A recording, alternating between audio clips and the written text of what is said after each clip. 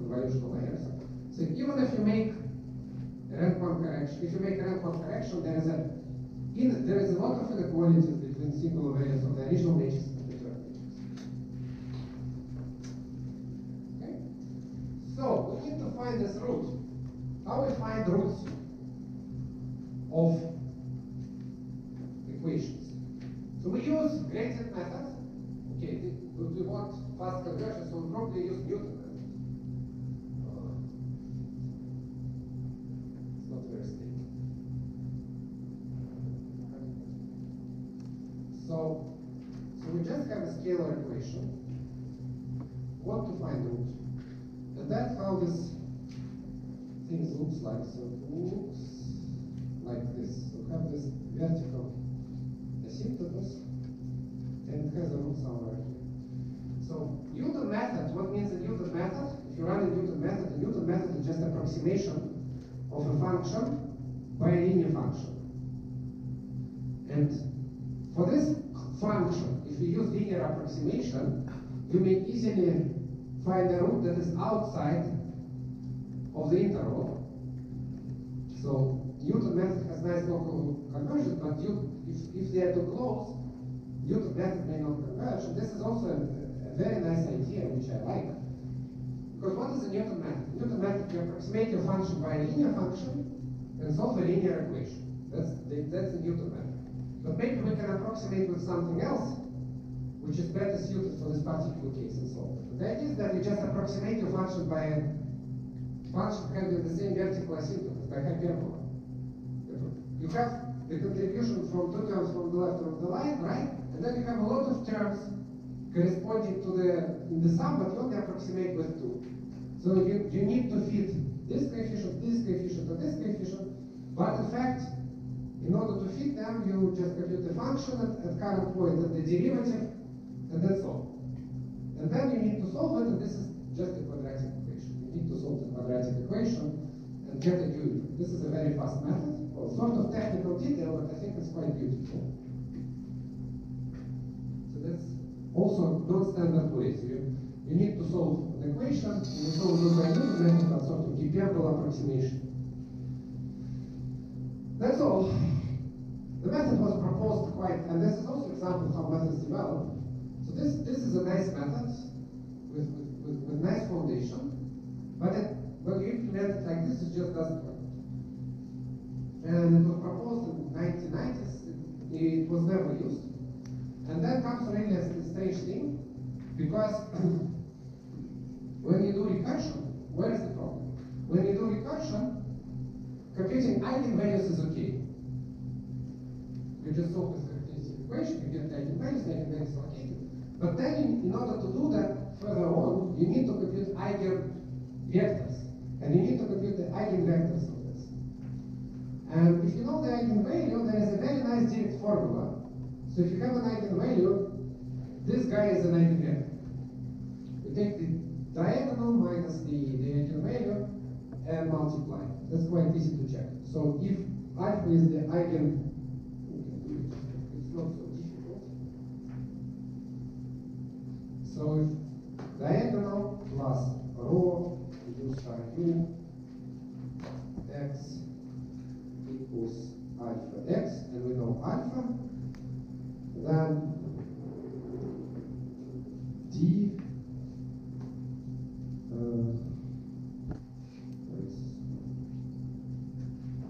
so what we have d minus alpha I x equals minus rho u ux. This is just a number, right? So x equals d minus alpha I minus 1 u, and there is a certain normalization constant, which is not important because we can normalize the term. So then this is an eigenvalue. But this is numerically unstable formula.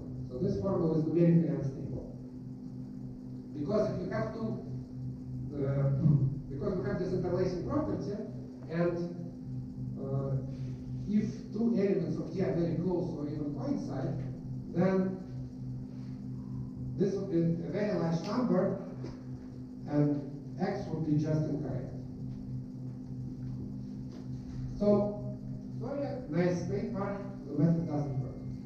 So what's the solution? The solution is really strange.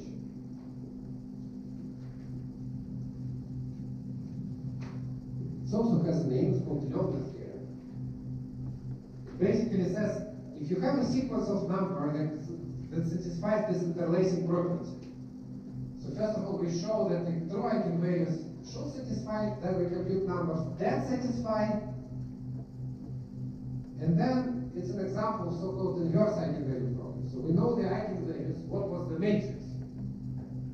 And in fact, it is possible to construct a matrix of this form that has exactly the same eigenvalues as I.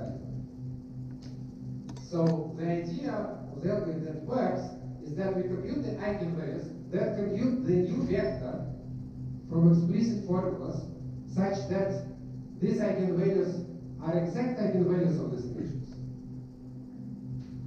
And then use this vector in the formula. So it's reverse, sort of reverse engineering. So that's how we first compute the eigenvalues, then compute the matrix that we're computing the eigenvalues, and then compute the eigenvalues. This is a state equation. So that's again the example of how to create a stable algorithm. So it may not be very easy. Okay?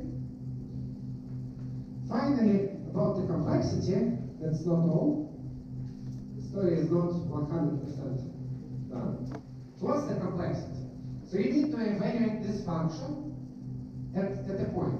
But since you have to evaluate many rules simultaneously, you have to evaluate this function in n points. Each summation takes n evaluations, so the complexity is n squared. But in fact, this is close to some problems from electrostatics. There is a well-known algorithm in this field, and also in numerical analysis called fast multiple method. So you may think of this as charges creating potentials at points, and you want to evaluate the action of this potential. So we have this demo about galaxies acting on each other, and this is exactly the same type of problem. And then, in principle, you can reduce the complexity from n squared to n log n, but only approximating this, it's quite delicate issue. I think it's not used directly, but in fact it's possible. So even this can be made faster. So finally, this finalizes this discussion about divide and conquer. It's used for matrices larger than 25.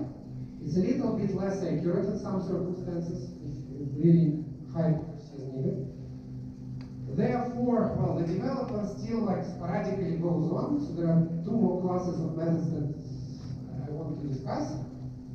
And then we go to project discussion. But these are again very different ideas. This is a nice algorithm again. I like the ideas. So probably you have heard about the inertia of the matrix. Inertia, probably not. I will tell you what it is.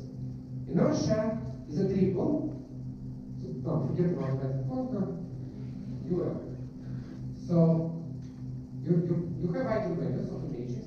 The matrix is symmetric, so all the eigenvalues are real. But there are positive eigenvalues, negative eigenvalues, and zero eigenvalues. So you count positive, zero, or negative, zero, and positive eigenvalues.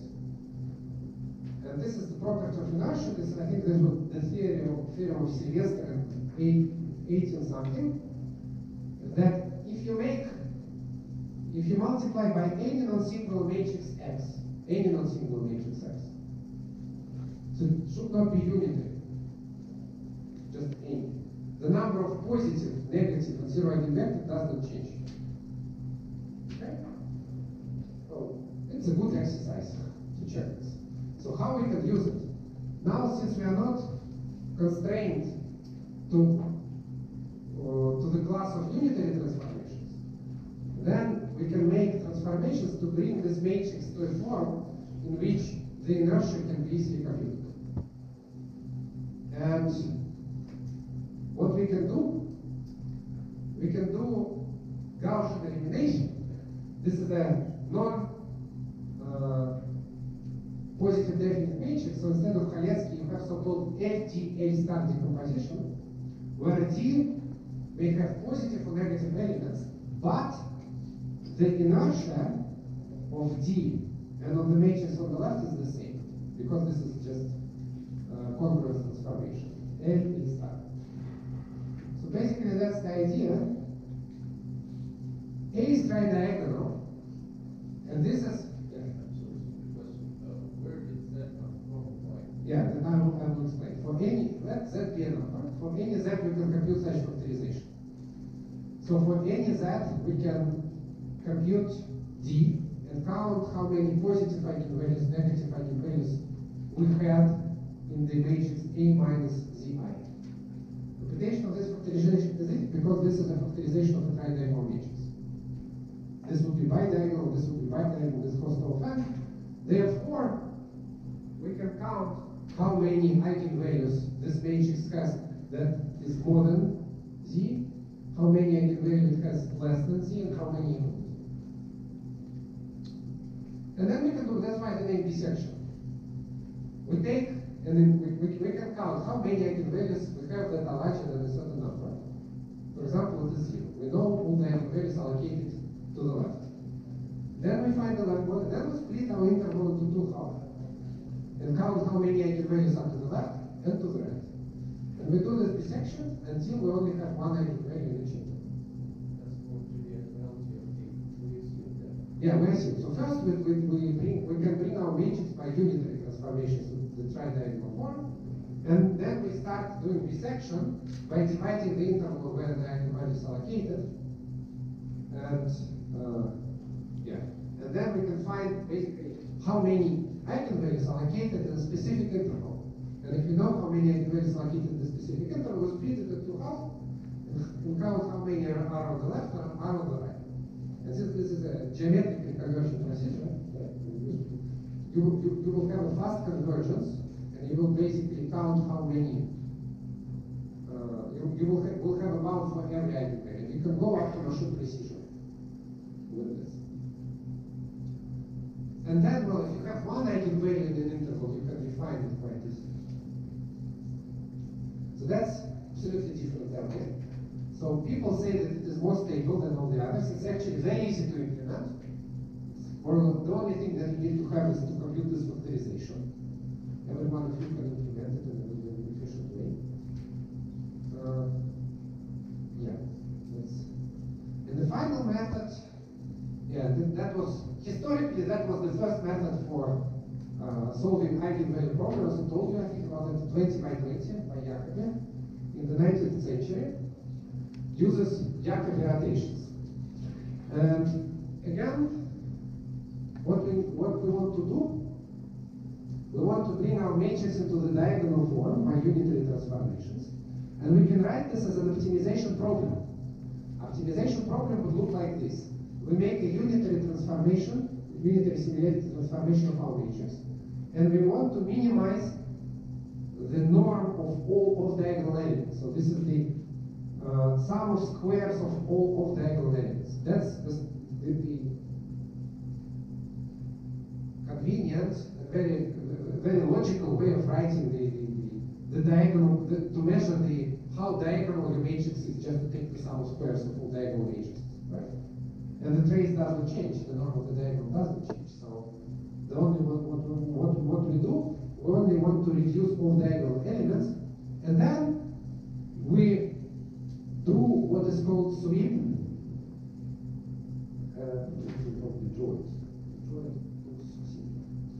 So we have a matrix.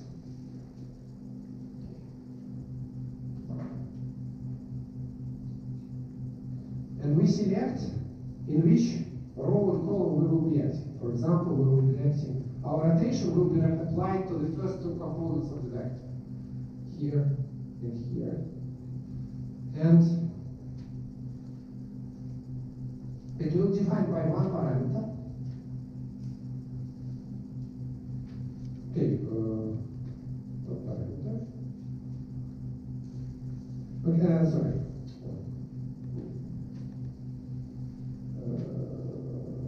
No, the first two columns, okay, here and here, and our goal will be to